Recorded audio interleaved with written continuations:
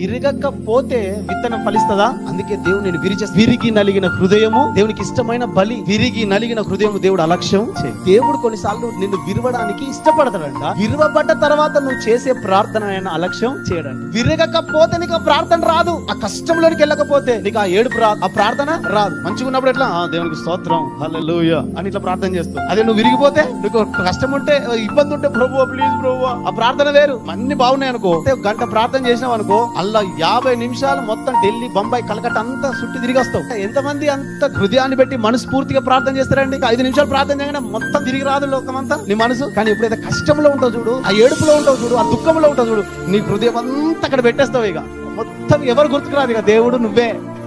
అవునా కాదండి? కొన్నిసార్లు నీ బాధను, నీ వేదనను ఎవరికైనా చెప్పుకున్నావా? ఏడిసినావు తీ, చెప్పుకున్నావు తీ, నీ కథలు నాకు తెలియదా, దొంగ కథలు అని ఎక్కిరించేటోళ్ళు ఉంటారు. కానీ దేవుడు అట్లా అన్నాడండి, విరుగుట మన మంచి కోసమే.